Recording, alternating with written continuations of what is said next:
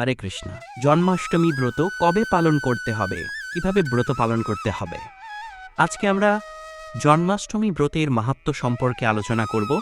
জন্মাষ্টমী ব্রতের সংকল্প মন্ত্র এবং জন্মাষ্টমী ব্রত আপনারা কিভাবে সহজে পালন করবেন এবং এই বছরের ক্ষেত্রে অষ্টমী তিথির সময়সূচি, কখন পূজা করবেন, কখন অভিষেক করবেন, সকল বিষয় আজকে আমরা আলোচনা করব। তো এই বছরের ক্ষেত্রে 2025 খ্রিস্টাব্দের ক্ষেত্রে 16ই আগস্ট 2025 শনিবার জন্মাষ্টমী মহামহোৎসব ব্রত। 16ই আগস্ট শনিবার। অবশ্যই আপনারা সকলে এই জন্মাষ্টমী ব্রত পালন করবেন। তো কিভাবে ব্রত পালন করবেন, কি করবেন, ব্রতের সংকল্প মন্ত্র সকল বিষয় কিন্তু আজকে আমরা জানব। শাস্ত্রে রয়েছে এই জন্মাষ্টমী ব্রত পালন করার মাধ্যমে সকল পাপ দূরীভূত হয় এবং এই জন্মাষ্টমী ব্রত যারা পালন করেন তারা সর্বসিদ্ধি লাভ করতে পারেন। ভবিষ্যোত্তর পুরাণে স্বয়ং ভগবান নির্দেশনা প্রদান করেছেন যে ব্রাহ্মণ, ক্ষত্রিয়, বৈশ্য, শূদ্র সকলেরই অবশ্যই এই জন্মাষ্টমী ব্রত পালন করতে হবে। সকলকে অবশ্যই জন্মাষ্টমী ব্রত পালন করতে হবে। ভবিষ্যোত্তর পুরাণে বলা হয়েছে যারা প্রতি বছর জন্মাষ্টমী ব্রত পালন করেন তারা নিরোগ, শান্তি, আনন্দ, প্রসিদ্ধি এবং ভগবৎ কৃপা, ভগবান শ্রীকৃষ্ণের বিশেষ কৃপা লাভ করেন। আর যারা জন্মাষ্টমী ব্রত পালন করে না তারা অধোগতি, নিম্নগতি লাভ করে। বিষ্ণু রহস্যে ব্রহ্মা নারদ সংবাদে উল্লেখ রয়েছে, স্বয়ং ব্রহ্মাজি নারদ মুনিকে উদ্দেশ্য করে আমাদের উদ্দেশ্যে বলছেন যে প্রতি বছর জন্মাষ্টমী ব্রত অবশ্যই সকলের পালন করা কর্তব্য। যদি কেউ জন্মাষ্টমী ব্রত পালন না করে তাহলে তার সর্বপ্রকার পাপের ফল তাকে ভোগ করতে হয়। শুধু তাকেই নয়, তার পূর্বপুরুষ এবং উত্তরপুরুষ, তার পূর্বপুরুষ, উত্তরপুরুষ, শতপুরুষকে নরকগতি ভোগ করতে হয়। তাহলে দেখুন, আপনি যদি জন্মাষ্টমী ব্রত পালন না করেন আপনার কারণে কেন আপনার পূর্বপুরুষ এবং উত্তরপুরুষ কষ্ট পাবে। অবশ্যই সকলকে জন্মাষ্টমী ব্রত পালন করতে হবে। শাস্ত্রে কিন্তু অনেকে বলছেন, অনেকে মন্তব্য করেন কি শাস্ত্রে কি ভয় দেখানো হয়েছে? না, শাস্ত্র হচ্ছে মনুষ্যদের মঙ্গলের জন্য, যাতে আমাদের কল্যাণ হয়, মঙ্গল হয়। সব থেকে সহজ বিধি, সুন্দর বিধি, যার মাধ্যমে আমাদের জীবন, ইহজগৎ পরজগৎ সব কিছুই সর্বসুন্দর হবে, সেই বিধি শাস্ত্রে বলা হয়েছে। যেরকমভাবে দেশের সংবিধান, দেশের আইন কানুন থাকে সেগুলি পালন করলে, মান্য করলে কিন্তু নাগরিকদের কিন্তু অবশ্যই মঙ্গল হবে। কিন্তু যারা পালন করবে না তাদেরকে যথাযোগ্য শাস্তি কিন্তু ভোগ করতে হবে। সেরকমভাবে ভগবানের নির্দিষ্ট আইন রয়েছে যা ভগবান শাস্ত্রে প্রদান করেছেন। অবশ্যই জন্মাষ্টমী ব্রত সকলকেই পালন করতে হবে। বিষ্ণু রহস্য বচনে ব্রহ্মাজি আরও বলছেন যে জন্মাষ্টমী ব্রত যারা পালন করে না, যদি কেউ জ্ঞানীও হয়ে থাকে যে তিনি বেদশাস্ত্র অধ্যয়ন করেন, অনেক পণ্ডিত, অনেক জ্ঞানী, কিন্তু জন্মাষ্টমী ব্রত পালন করেন না, তাহলে তিনি পরবর্তীতে ভীষণ বনের মধ্যে গভীর বনে সর্পজন্ম লাভ করবে, গভীর বনে সে সাপ হয়ে জন্মগ্রহণ করবে। ব্রহ্মাজি বলছেন যে যারা ব্রত পালন করে না তাদের ইহলোকে এবং পরলোকে কোনো সুখের আশাই নেই এবং সর্বপ্রকার যত প্রকার পাপের উল্লেখ শাস্ত্রে রয়েছে সর্বপ্রকার পাপের ফল তাদেরকে ভোগ করতে হবে। স্কন্দ পুরাণে উল্লেখ রয়েছে এবং ভবিষ্যতের পুরাণে উল্লেখ রয়েছে যে যারা প্রতি বছর জন্মাষ্টমী ব্রত পালন করেন তাদের 7 জন্মের সকল পাপরাশি বিদূরিত হয়। 7 জন্মের সকল পাপরাশি তাদের বিদূরিত হবে। তারা ভগবানকে সন্তুষ্ট করে অন্তিমে ভগবত ধামে ফিরে যেতে সক্ষম হবে। হরি বল। অবশ্যই সকলে জন্মাষ্টমী ব্রত পালন করবেন। জন্মাষ্টমী ব্রতের অনেক অনেক মাহাত্ম্য শাস্ত্রে উল্লেখ রয়েছে। আমরা সংক্ষেপে কিছু মাহাত্ম্য শ্রবণ করলাম। তো জন্মাষ্টমী ব্রত কবে পালন করতে হবে এই বছর? 16ই আগস্ট শনিবার।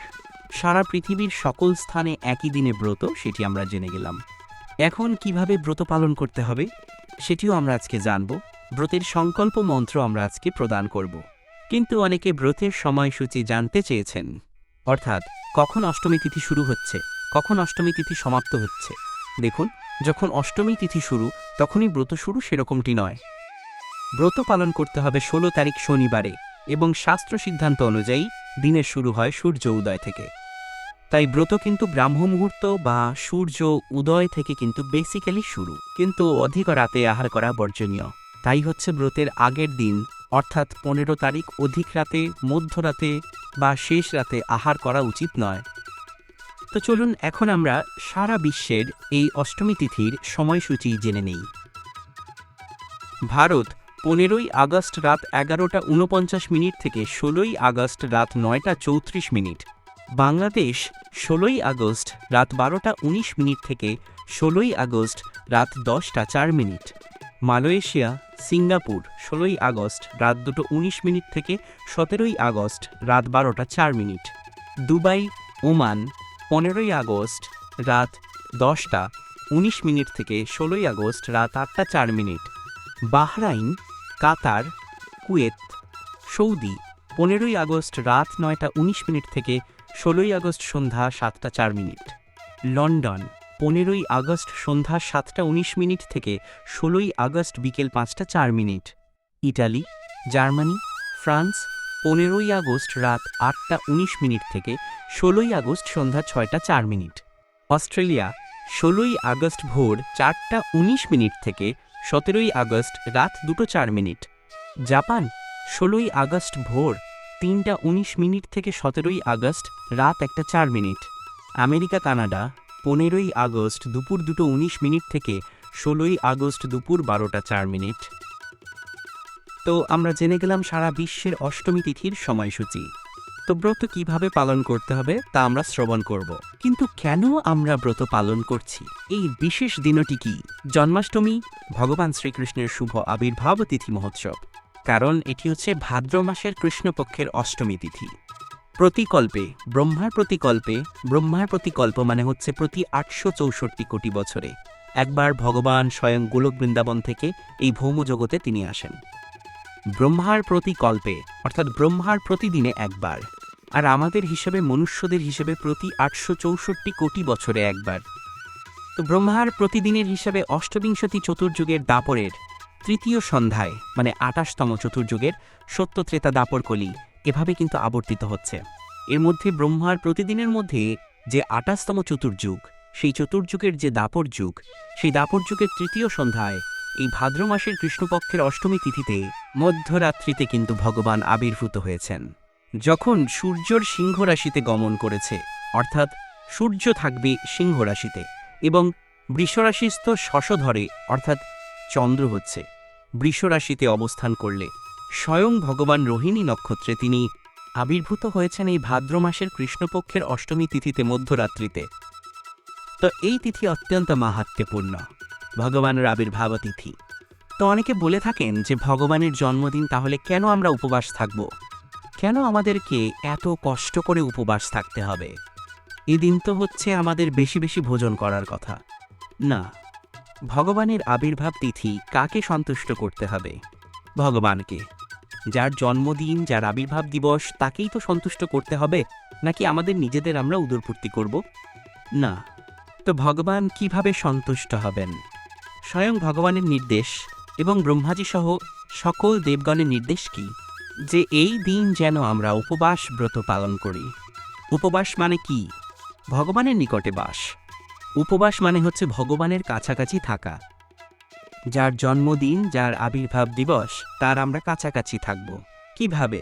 তার বেশি বেশি সেবা করার মাধ্যমে, তার বেশি বেশি নাম করার মাধ্যমে, বেশি বেশি হরিনাম জপ, কীর্তন, শাস্ত্র অধ্যয়ন, তার লীলা মহিমা শ্রবণ, তার সেবা পূজা, তার জন্য রন্ধন করা, তার জন্য অন্যান্য কোনো সেবা সম্পাদন করা, পুষ্পমাল্য তৈরি করা প্রভৃতি করার মাধ্যমে আমরা কি করতে পারি? ভগবানের সন্তুষ্টি বিধান করতে পারি ভগবানের নিকটে থেকে। আর যখন ভক্তগণ, ব্রজবাসীগণ বা সকল ভক্তগণ তারা যখন অধিকভাবে ভগবানের প্রীতির জন্য সেবা করবে, কিভাবে আমরা ভগবানকে আরও বেশি সেবা বিধান করতে পারি, তখন তারা কিন্তু নিজেদের ভোজনের কথা মনে থাকবে না। তো সেই কারণে কিন্তু এদিন উপবাস রয়েছে, যাতে আমরা আরও অধিক সময় ভগবানের সেবার জন্য, ভগবানের সন্তুষ্টির জন্য প্রয়োগ করতে পারি। তো সেই কারণে ভগবানের আবির্ভাব তিথিতে আমরা কিন্তু উপবাস থাকি এবং ভগবানের সেবা পূজা আদি করার মাধ্যমে ভগবানের সন্তুষ্টি বিধান করি। কিন্তু ভগবানের আবির্ভাবের পরদিন, জন্মাষ্টমীর পরদিন রয়েছে বিশেষ মহামহোৎসব। সেটি হচ্ছে ভোজন উৎসব। কারণ নন্দ মহারাজ, ভগবানের পিতৃদেব নন্দ মহারাজ অত্যন্ত আনন্দিত হয়ে তিনি সকলকে ভোজন করিয়েছিলেন। সেই বৃন্দাবনের, সেই গোকুলবাসী সকলকে ভোজন করিয়েছিলেন, সকল ব্রাহ্মণকে দান করেছিলেন, বিশেষ মহোৎসবের আয়োজন করেছিলেন, ভোজন উৎসবের আয়োজন করেছিলেন, মহোৎসব। তো সেই কারণে জন্মাষ্টমী ব্রতের পরদিন আপনারা বাড়িতে বিশেষভাবে রন্ধন করে সকলে মিলে ভগবানকে ভোগ নিবেদন করে সকলে মিলে আপনারা সেই ভগবৎ প্রসাদ গ্রহণ করবেন। জন্মাষ্টমী ব্রতের পরদিন তো ভগবানের যে জন্ম সেটি কিন্তু আমাদের সাধারণ মানুষের মতো নয়। তো সেই কারণে ভগবান শ্রীমদ্ভগবদ্গীতায় উল্লেখ করেছেন 4th অধ্যায়ের 9ম শ্লোকে, জন্মকর্ম চ মে দিব্যমেবং য বেত্তি তত্ত্বতঃ ত্যক্তা দেহং পুনর্জন্ম নৈতি মামেতি সোলর্জুন। আমার দিব্য জন্ম এবং কর্ম যথাযথভাবে যিনি তত্ত্বগতভাবে জানেন তাকে আর পুনর্জন্ম গ্রহণ করতে হয় না, তিনি আমার দিব্য ভাব দিব্যধাম প্রাপ্ত হন। ভগবানের দিব্য আবির্ভাব এবং ভগবানের যে দিব্য লীলাসমূহ যিনি সঠিকভাবে জানতে পারেন সদ্গুরুদেবের তত্ত্বাবধানে থেকে, এটি মন গড়া ভাবে বা নিজে আমি হচ্ছি জাগতিকভাবে বিদ্বান, আমি সব কিছু জেনে যাব সেরকমভাবে নয়। সদ্গুরুদেবের তত্ত্বাবধানে থেকে সঠিকভাবে ভগবানের দিব্য লীলা মহিমা এবং ভগবানের দিব্য আবির্ভাব সম্পর্কে আমাদেরকে জানতে হবে। এটি সহজ নয়। যদি এটি সহজ হতো তাহলে কিন্তু ভগবান বলতেন না যে যিনি জানবেন তিনি আমার ধামে ফিরে আসবেন। অবশ্যই এটি সহজ নয়, কিন্তু এটি সরল। যদি আমরা সরলভাবে ভগবানের নিকট আত্মসমর্পণ করি তাহলে দিব্য জ্ঞান হৃদয়ে প্রকাশ, সেই দিব্য জ্ঞান আমরা ভগবানের কৃপায় গুরুদেবের কৃপায় আমরা হৃদয়ে ধারণ করতে পারব। তো চলুন এখন আমরা শ্রবণ করি যে জন্মাষ্টমী ব্রত কিভাবে সহজে পালন করতে হবে। তো জন্মাষ্টমী ব্রতের ক্ষেত্রে আপনারা সকলেই জানেন যে মধ্যরাত্রি পর্যন্ত উপবাস, রাত্রি 12 ঘটিকা পর্যন্ত নির্জল উপবাস, অনেকটা সময় পর্যন্ত কিন্তু নির্জল উপবাস থাকতে হয়। তো ব্রতের আগের দিন পরদিন কিন্তু অবশ্যই নিরামিষ আহার বা কৃষ্ণপ্রসাদ গ্রহণ করতে হবে যারা নিরামিষ ভোজী নন তাদের ক্ষেত্রে। তো ব্রতের আগের দিন সংযম পালন করতে হয়। তো ব্রতের আগের দিন আপনারা চাইলে একবেলা হোক, দুবেলা হোক, 3 বেলা হোক, আপনার সামর্থ্য অনুযায়ী, আপনার শারীরিক সক্ষমতা অনুযায়ী আপনি কৃষ্ণপ্রসাদ বা নিরামিষ অন্ন গ্রহণ করবেন। ব্রতের আগের দিন 15 তারিখ শুক্রবার এবং সেদিন রাত 11টা সাড়ে 11টার মধ্যে অন্নপ্রসাদ বা রুটি প্রসাদ বা প্রসাদ গ্রহণ করে দন্তমার্জন করে নেবেন। এরপর আপনি কিছু গ্রহণ করবেন না, যদিও কিন্তু রাত 12টার পরে উপবাস শুরু হয় না, কারণ শাস্ত্র সিদ্ধান্ত অনুযায়ী উপবাস শুরু হয় ব্রাহ্ম মুহূর্ত থেকে বা দিনের শুরু হয় ব্রাহ্ম মুহূর্ত বা সূর্য উদয় থেকে। তো সেই ক্ষেত্রে উপবাস ব্রত কিন্তু সেই সময় থেকে শুরু হচ্ছে, কিন্তু অধিক রাত্রে আহার হচ্ছে তামসিক, সেটি আসরিক। তো সেই কারণে সেটি কিন্তু শরীরের জন্য অনুকূল নয়, তাই অধিক রাত্রে আহার করবেন না। আর ব্রতে সংকল্প গ্রহণ করতে হবে কখন? যেদিন উপবাস ব্রত পালন করতে হবে, যেমন শনিবার 16 তারিখ উপবাস, সেই দিন ভোরবেলায় ব্রতের সংকল্প গ্রহণ করতে হবে। তো 16 তারিখ শনিবারের ব্রত, এদিন আপনারা ভোরবেলায় আপনারা সূর্য উদয়ের পূর্বে প্রাতঃস্নান করবেন। আপনারা মঙ্গল আরতি করতে পারেন। তো এদিন ভোরে স্নান করে শুদ্ধ বস্ত্র পরিধান করে ভগবানের শ্রীচরণ কমলে পুষ্প অর্পণ করে ব্রতের সংকল্প গ্রহণ করবেন। আর এই জন্মাষ্টমী ব্রতের যে সংকল্প মন্ত্র সেটি ভবিষ্যত্তর পুরাণে উল্লেখ রয়েছে, সেটি আমরা এখন প্রদান করছি। হে পরমেশ্বর, হে দেবকীনন্দন, আমি অদ্য আজি জন্মাষ্টমী ব্রতে উপবাসী থাকিয়া পরদিন আহার করিব। হে পুণ্ডরীকাক্ষ, অদ্য সর্বভোগ বর্জনপূর্বক উপবাসী থাকিয়া কল্য কাল আহার করিব। হে অচ্যুত, আপনি মোদীয় শরণ স্থান হন। তো এই হচ্ছে জন্মাষ্টমী ব্রতের সংকল্প মন্ত্র। অর্থাৎ আপনি ভগবানের নিকট প্রার্থনা করবেন, হে ভগবান, আমি আজকে উপবাস ব্রত পালন করতে চাই, আপনি আমাকে বিশেষভাবে কৃপা করুন। যারা মন্ত্র উচ্চারণ করতে পারেন না, মন্ত্র জানেন না, সেক্ষেত্রে আপনি এভাবে প্রার্থনা করবেন, তাহলে ভগবান আপনার প্রার্থনা গ্রহণ করবেন। এদিন সম্পূর্ণভাবে সারাদিন রাত উপবাস রয়েছে, নির্জল উপবাস, জল পর্যন্ত গ্রহণ করা যাবে না। কিন্তু যাদের পক্ষে সম্ভব নয়, অনেকে প্রশ্ন করেন যে আমরা তো উপবাস থাকতে পারছি না, কারণ অনেকে রয়েছেন বৃদ্ধ, তারা কিভাবে উপবাস থাকবে। অনেকে শারীরিকভাবে খুব বেশি অসুস্থ বা অনেকে গর্ভবতী মায়েরা রয়েছেন, তারা দীর্ঘ সময় উপবাস থাকতে পারেন না।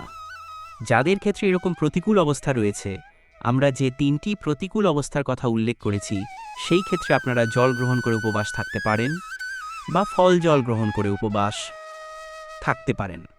একাদশী ব্রতের মতো ফল, জল, কাজু বাদাম, কাঠবাদাম, একাদশীর মতো সবজি প্রভৃতি গ্রহণ করে আপনারা ব্রত পালন করতে পারেন, যাদের ক্ষেত্রে একেবারে নির্জল উপবাস করা যাচ্ছে।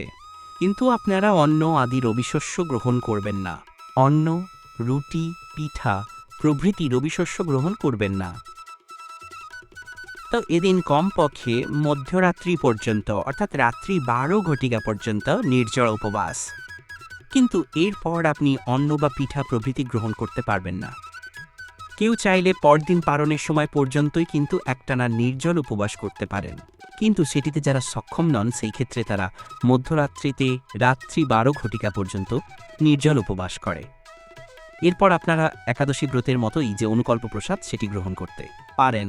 ফলমূল আদি, ফল, জল, দুধ, কাজু বাদাম, কাঠবাদাম, একাদশীর মতো সবজি প্রভৃতি আপনি রাত 12 ঘটিকার পরে মধ্যরাত্রিতে আপনি ভগবানের অভিষেক আদি করে এরপর আপনি গ্রহণ করতে পারেন। এবং এই ব্রতের ক্ষেত্রে পরদিন সকালে সূর্য উদয়ের পরে পালন করতে হয়। কিন্তু পালন বিষয়ে আরও কিছু জটিলতা রয়েছে, সেটি আমরা আলোচনা করছি না। এদিন আপনারা কি কি করবেন? এদিন বেশি বেশি হরিনাম জপ করবেন, হরিনাম কীর্তন করতে পারেন, শাস্ত্র অধ্যয়ন করবেন, শ্রীমদ্ভগবদ্ গীতা ভগবানের মুখনিসৃত বাণী সেটি পাঠ করতে পারেন। শ্রীমদ্ভাগবত থেকে ভগবানের দিব্যলীলা মহিমা পাঠ বা শ্রবণ করতে পারেন।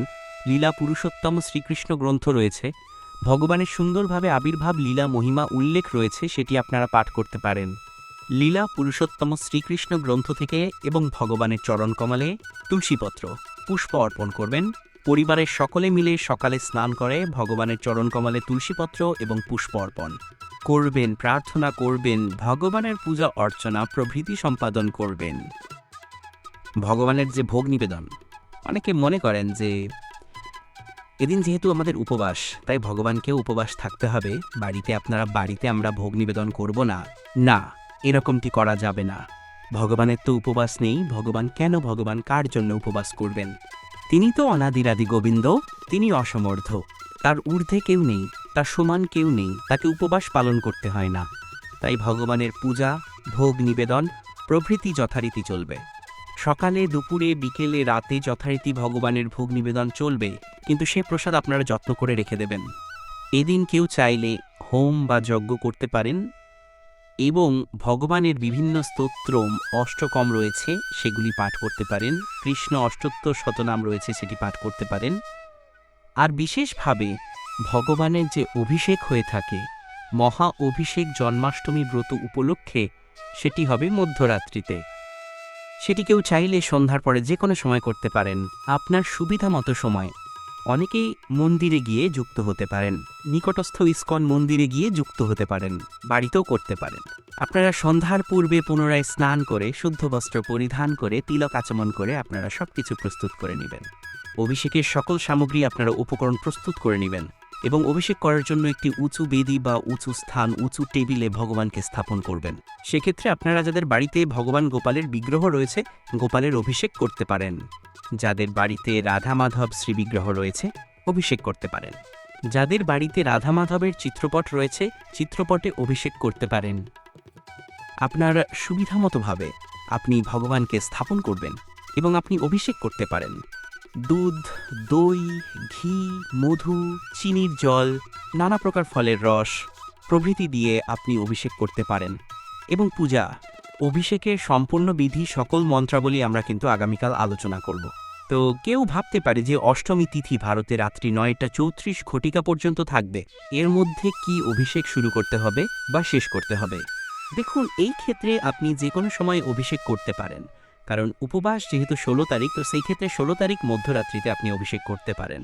সন্ধ্যার পরে আপনি যে কোনো সময়, আপনি আপনার সুবিধামতো সময়ে রাত্রে 8 ঘটিকায়, 9 ঘটিকায়, 10 ঘটিকায়, 11 ঘটিকায়, 11:30টায় আপনি অভিষেক করতে পারেন, কোনো সমস্যা নেই। কেন? কারণ কোনো দেশের ক্ষেত্রে কিন্তু সন্ধ্যার সময় অষ্টমী তিথি শেষ, কিন্তু সেখানেও কিন্তু এই মধ্যরাত্রিতে অভিষেক হবে। আমেরিকার ক্ষেত্রে দুপুরবেলাতেই কিন্তু অষ্টমী তিথি শেষ, তাহলে দুপুরেই তারা অভিষেক করে নেবে। সকালে ভগবানের অর্চনার সময় যথারীতি যে অভিষেক অর্চনা হয়ে থাকে সেটি তো চলবে, কিন্তু বিশেষভাবে এই জন্মাষ্টমী ব্রত স্পেশাল যে মহা অভিষেক, সেটি তারা কিন্তু সেদিন মধ্যরাত্রিতে করে থাকেন। মন্দিরের সাপেক্ষে সাধারণত মন্দিরে রাত্রি 9 ঘটিকায় বা 10 ঘটিকায় শুরু করা হয়, কারণ অনেক ভক্তরা অংশগ্রহণ করেন। হাজার হাজার, কোনো মন্দিরে 10,000, 20,000 ভক্তগণ কিন্তু অভিষেকে অংশগ্রহণ করেন। তাই দীর্ঘ সময় লাগে, 4 থেকে 5 ঘন্টা লেগে যায়। তাই মন্দিরে খুব দ্রুত সে অভিষেক কার্য শুরু করা হয়। কিন্তু এরকমটি কেউ ভেবে নেবেন না যে অষ্টমী তিথি দুপুরে শেষ, বিকেলে শেষ বা সন্ধ্যায় শেষ, এর পূর্বেই অভিষেক করতে হবে, সেরকম বাধ্যবাধকতা নেই। যেহেতু 16 তারিখ জন্মাষ্টমী ব্রত, এদিন আপনারা উপবাস করবেন। এদিন মধ্যরাত্রিতে আপনি যে কোনো সময় অভিষেক করতে পারেন সন্ধ্যার পর থেকে রাত্রি 12 ঘটিকার মধ্যে। এই সময়ের মধ্যে আপনি যে কোনো সময় অভিষেক করতে পারেন। কেউ কেউ ভাবছেন যে আমেরিকার ক্ষেত্রে বা ইউরোপের ক্ষেত্রে মধ্যরাত্রিতে অষ্টমী তিথি থাকছে 15 তারিখ, তাহলে সেদিন কি অভিষেক করে নেব? না, 15 তারিখ যেহেতু সপ্তমী বিদ্যা, তাই সেদিন উপবাস হবে না। এই বৎসর সারা পৃথিবীর ক্ষেত্রে 16 তারিখও কিন্তু শনিবারে উপবাস, তাই 16 তারিখ উপবাস করে 16 তারিখে আপনি মহা অভিষেক, মহা আরতি, বিশেষভাবে ভোগ নিবেদন, পূজা আদি করবেন। এখন প্রশ্ন হচ্ছে যে 16 তারিখে আমি অন্নভোগ নিবেদন করব। দেখুন, ভগবানকে যেহেতু ব্রত পালন করতে হয় না, আপনি চাইলে ভগবানকে এই জন্মাষ্টমীর দিনে অন্নভোগ নিবেদন করতে পারেন, কিন্তু সেটি তো আপনারা গ্রহণ করতে পারবেন না। আপনি যদি ভালোভাবে সেটি রেখে দিতে পারেন, সে প্রসাদ যাতে পরদিন গ্রহণ করা যায় তাহলে ভালো। যদি সেরকমভাবে আপনার মনে না হয় যে নষ্ট হয়ে যেতে পারে, সেক্ষেত্রে নিবেদন না করাই ভালো। আপনি পরদিন ভগবানকে অন্ন আদি নিবেদন করবেন, আর এদিন আপনি ভগবানকে একাদশীর মতো করে অনুকল্প, প্রসাদ, ফলমূল আদি নিবেদন করবেন, যাতে আপনারা মধ্যরাতে সেটি গ্রহণ করতে পারেন। জন্মাষ্টমী ব্রতের পরদিন নন্দোৎসব রয়েছে। সেদিন আপনারা ভগবানকে বিশেষ করে 56 ব্যঞ্জন, 56 ভোগ, যত বেশি সম্ভব আপনি ভগবানকে ভোগ নিবেদন করতে পারেন। নানা প্রকার অন্ন ব্যঞ্জন, পিঠাপুলি, পায়েস আপনি রন্ধন করে আপনার প্রেম ভক্তি সহকারে চূড়ামুছে ভগবানকে আপনি রন্ধন করে ভোগ নিবেদন করতে পারেন। কিন্তু সেদিন কিন্তু আরেকটি উপবাস রয়েছে, একটি নয়, এই বছর দুটি অনেকের ক্ষেত্রে। দেখুন, যারা আন্তর্জাতিক কৃষ্ণ ভাবনামৃত সংঘ ইস্কনের আনুগত্যে রয়েছেন, সেক্ষেত্রে সেদিন শ্রী শ্রীল অভয়চরণারবিন্দ ভক্তিবেদান্ত স্বামী প্রভুপাদের আবির্ভাব তিথি মহোৎসব, ব্যাস পূজা মহোৎসব উপলক্ষে দুপুর 12টা পর্যন্ত ভক্তগণ উপবাস পালন করেন। তো সেই কারণে প্রশ্ন হচ্ছে সেদিন তারা কিভাবে পালন করবেন। আরেকটি হচ্ছে, অনেকে প্রশ্ন করেছেন যে সেদিন কিন্তু মনসা মায়ের, মনসা দেবীর কিন্তু পূজা রয়েছে, তো সেই ক্ষেত্রে তারা উপবাস ব্রত পালন করেন। তো সেক্ষেত্রে তারা কিভাবে জন্মাষ্টমী পালন করবেন? তো দেখুন, যদি জন্মাষ্টমী ব্রতের পর দিন অন্য কোনো উপবাস থাকে দুপুর পর্যন্ত, তাহলে আপনারা এইভাবে ব্রতের পালন করতে পারেন।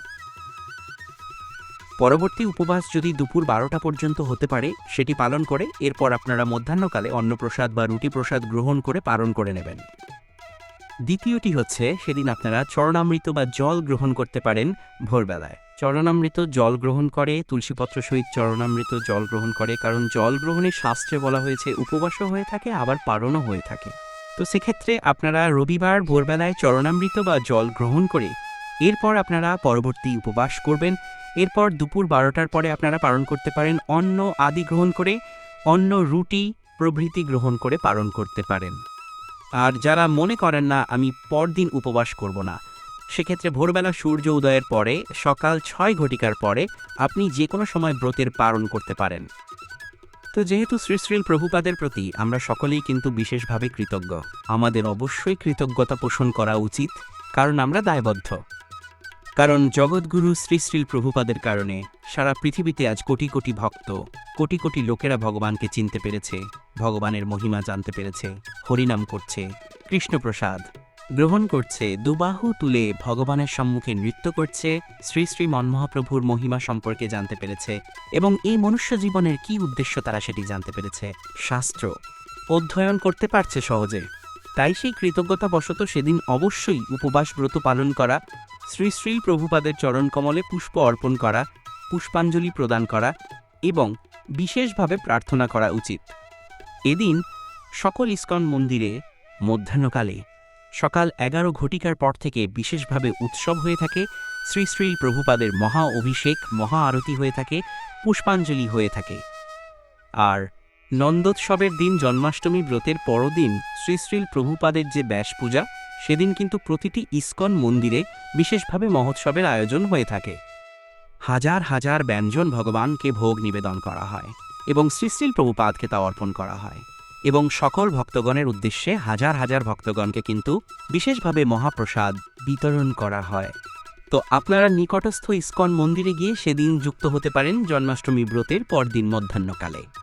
তো আজকে আমরা সংক্ষেপে জেনে গেলাম যে জন্মাষ্টমী ব্রতের মাহাত্ম্য, জন্মাষ্টমী ব্রতের সময়সূচি, অষ্টমী তিথির সময়সূচি, এই ব্রতের সংকল্প মন্ত্র, এই ব্রত কিভাবে পালন করতে হবে, ব্রতের নিয়মাবলী, ব্রতের বিধিনিয়ম, ব্রতের দিন কি কি করতে হবে, কখন পালন করতে হবে, সকল বিষয়াবলী আজকে আমরা সংক্ষেপে জেনে নিলাম। অত্যন্ত গুরুত্বপূর্ণ, অনেকেই জানতে চেয়েছেন, অনেকেই প্রশ্ন করছেন। তো অবশ্যই আমাদের আজকের আলোচনাটি যত বেশি সম্ভব আপনারা সকলের মাঝে পৌঁছে দিন, যাতে সকলেই আপনার পরিবার পরিজন, আত্মীয় স্বজন, বন্ধুবান্ধব সকলেই সঠিকভাবে এই জন্মাষ্টমী ব্রত পালন করতে পারে।